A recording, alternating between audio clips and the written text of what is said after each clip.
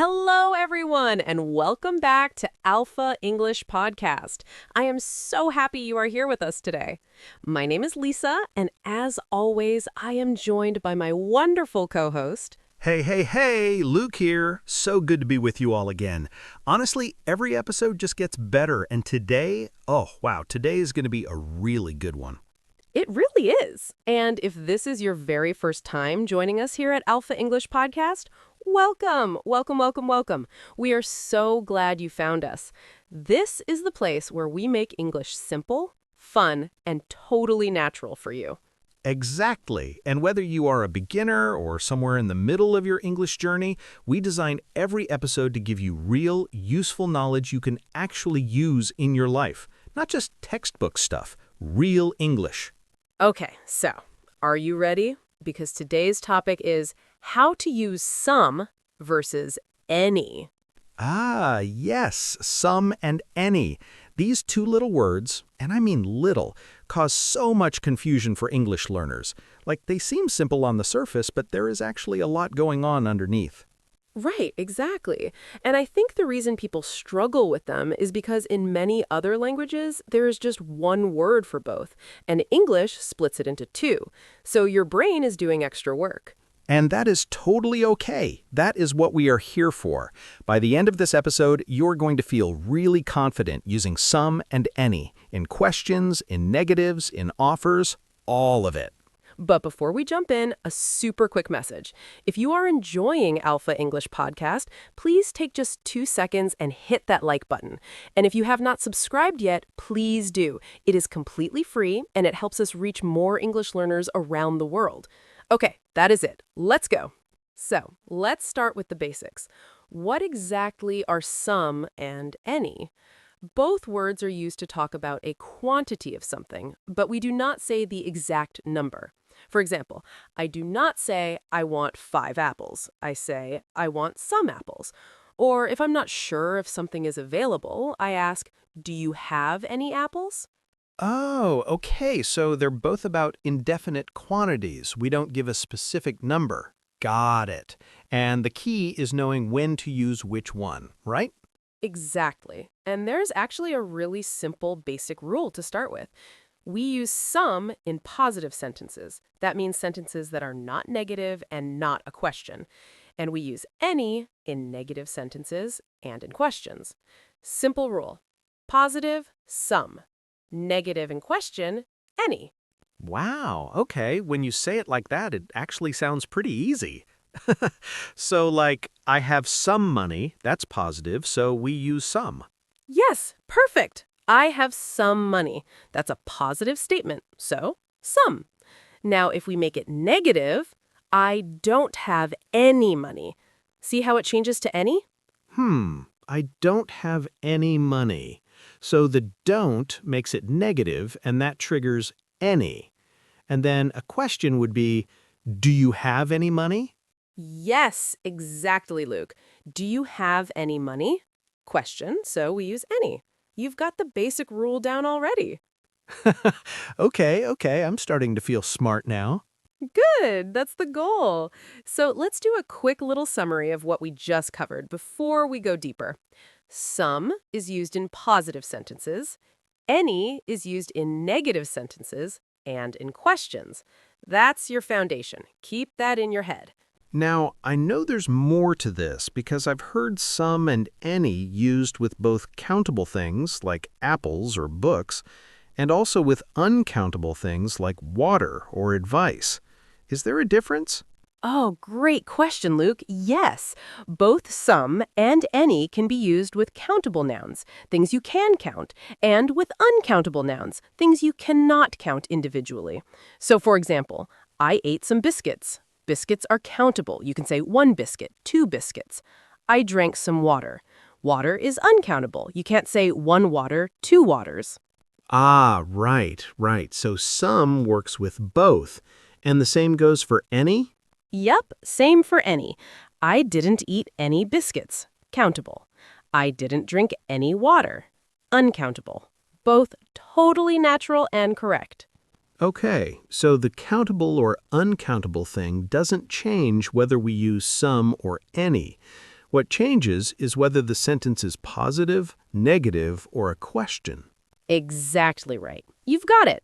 And I think this is where learners sometimes overcomplicate things. They start thinking, oh wait, is this countable or uncountable? When actually, that doesn't affect some versus any. The positive, negative question rule is what matters. Yeah, that's such a helpful clarification. I feel like I've seen students mix this up before. Oh, absolutely. And speaking of mixing things up, let's talk about the most common mistakes people make.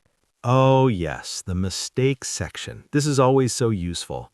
What's the biggest one you see, Lisa? The biggest one, okay, it's using some in questions when you should use any. So a learner might say, do you have some coffee? And actually, in most cases, that should be, do you have any coffee? Oh, but wait, I've definitely heard people say, do you want some coffee? And that sounds right too. So is it sometimes okay to use some in a question? Ah, yes. And this is the interesting exception. Great that you brought that up. When you are making an offer or an invitation, we actually use some in the question, not any. So, do you want some coffee? That's an offer. You are offering coffee to someone, so we use some. But do you have any coffee? That's a real question. You want to know if coffee exists. Oh, wow. So the difference is the intent behind the question.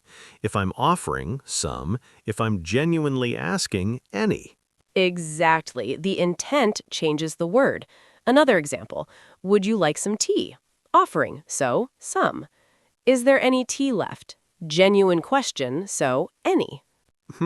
That's such a subtle thing, but it makes such a big difference in how natural you sound. It really does. And once you know this rule, you start noticing it everywhere in English conversations and TV shows. What's the second common mistake? The second one is using any in positive sentences. So someone might say, I want any help. And that sounds strange in most contexts. What they probably mean is, I want some help. Yeah, I want any help does sound a bit odd, like you're desperate. Right.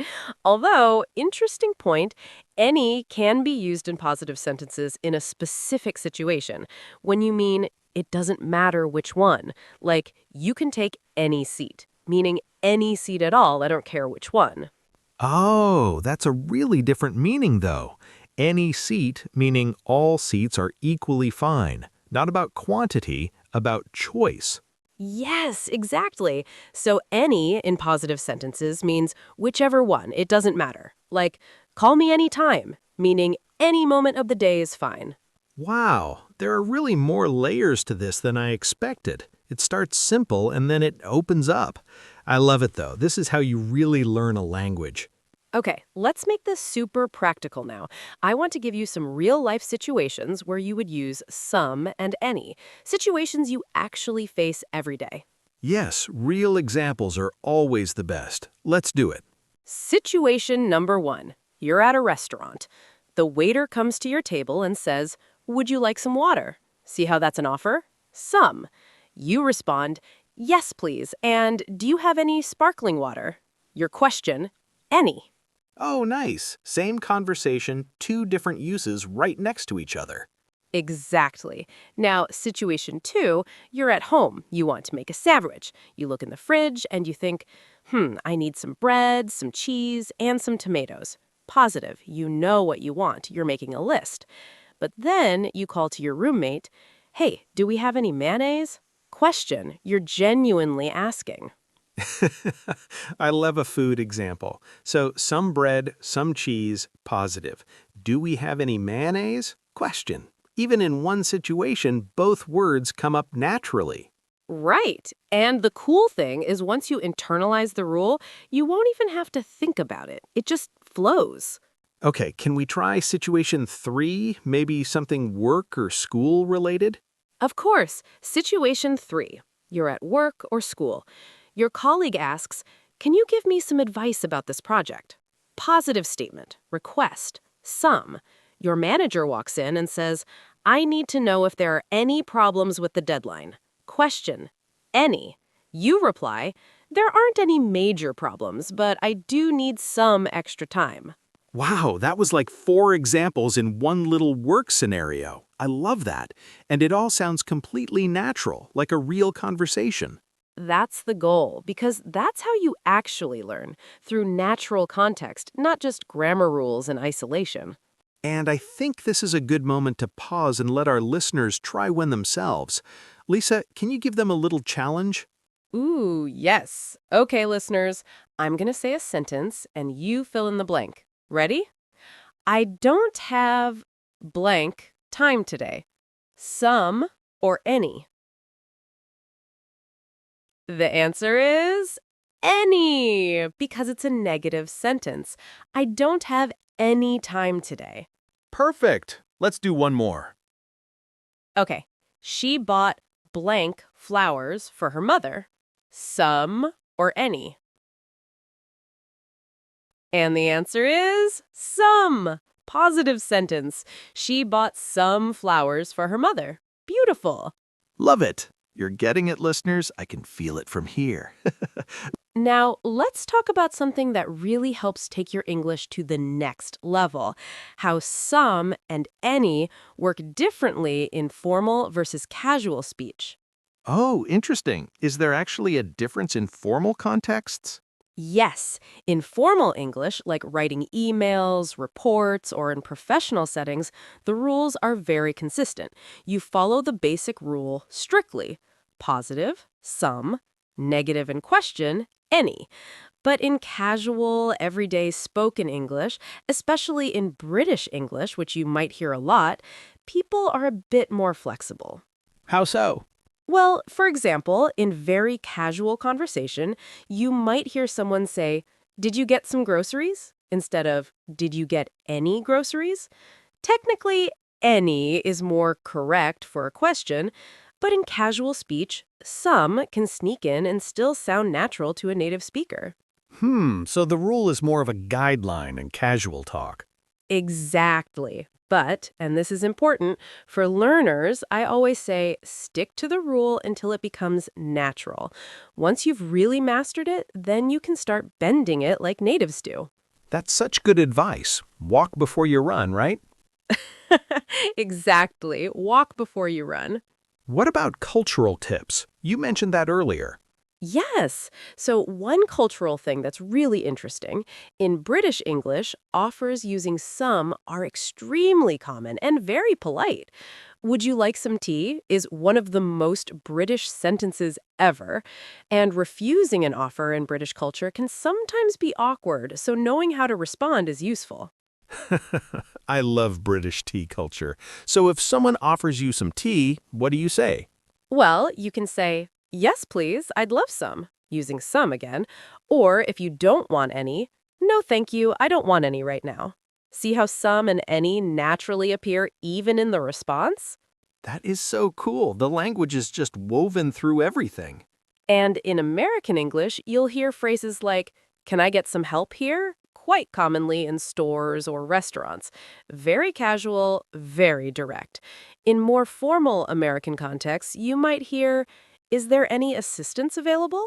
Wow, same concept, but the register, the level of formality, completely changes how the sentence sounds. Exactly. So whether you're in London, New York, Sydney, some and any are everywhere, and now you know how to use them both. Okay, Lissa, I want to go just a little bit deeper now because I know our listeners love the extra detail. Can we talk about the compound forms like somebody, anyone, something, anything? Oh, yes, great topic. So the same logic applies to the compound forms. Words like somebody, someone, something, somewhere, these follow the some rule. You use them in positive sentences. And anybody, anyone, anything, anywhere follow the any rule. Negative sentences and questions. Okay, so someone called you, positive sentence, someone. Did anyone call? Question, anyone. Perfect, exactly right. I heard something, positive. I didn't hear anything, negative. Did you hear anything? Question. And the offer exception works here too. It does. Would you like something to drink? Offer, so something. Very natural. It's like a whole family of words with the same rules. Once you know some and any, you automatically know somebody and anybody, something and anything, somewhere and anywhere. Yes, that's the beauty of it. English grammar often works in patterns, and once you crack one pattern, so many other things open up. Okay, one more thing I want to ask about. What about no? Like, I have no money. Is that the same as I don't have any money? Oh, excellent question. Yes, I have no money and I don't have any money have the same meaning, but grammatically they work differently. No is used with a positive verb, I have no money. Any is used with a negative verb, I don't have any money. Same idea, but different structure. In everyday speech, the don't have any structure is probably more common. I have no sounds slightly more formal or emphatic. Okay, so I have no time for this. Sounds quite strong and dramatic. Yes, exactly. I have no time for this. Very dramatic, very final. Whereas I don't have any time is a bit more conversational. I love it. Drama versus conversation. Okay, we are almost at the end, and I want to do something fun. A quick fire round. Luke, I'm going to say a sentence, and you tell me if it's correct or if there's a mistake. Ready? Oh, I love this. Okay, bring it. Sentence 1. There isn't some milk in the fridge. That's wrong. It should be any. There isn't any milk in the fridge because it's a negative sentence. Correct! Okay, sentence 2. Would you like any help? That's an offer, so it should be some. Would you like some help? Yes! Perfect. Okay, sentence 3. She doesn't have some experience. Any. She doesn't have any experience. Negative sentence. Brilliant! One more. Can I take any seat? This one is tricky. Actually, any seat could be correct here if we mean whichever seat, it doesn't matter. Like, please, take any seat. But if it's a genuine question, can I take a seat, is more natural. Wow, Luke, that was a great nuanced answer. Because yes, context matters so much. Take any seat, meaning whichever's fine, that's the choice meaning of any. I was actually listening during this episode. That's always a good sign. Okay, we are coming up to the end of today's episode, and honestly, this has been such a great one. Lisa, can you take us through the big takeaways? Of course. All right, everyone, here is your summary of today's episode on some versus any. Number 1, use some in positive sentences. I have some time. She bought some flowers. Number 2, use any in negative sentences and questions. I don't have any time. Do you have any questions? Number 3, use some in offers and invitations even though they are questions. Would you like some tea? Can I get you some water? And number 4, any in positive sentences means whichever. It doesn't matter. Take any road. They all lead there. And number 5, the same rules apply to compound forms like someone, anyone, something, anything, somewhere, anywhere. That is such a clean summary, and honestly, if you can keep just those 5 points in your head, you are going to be so much more confident with some and any from now on. Absolutely. And remember, language is about practice. The more you use these words in real sentences, the more natural it becomes. So try writing a few sentences today using some and any. Put them in the comments. We love reading them. Yes, drop your sentences in the comments below. It's a great way to practice and also to see how other listeners are doing. We love that community engagement. And to every single one of you listening right now, whether you're on your commute, at home, taking a walk, thank you. Genuinely thank you for spending this time with us. Learning a new language takes courage and consistency, and the fact that you are here means you have both.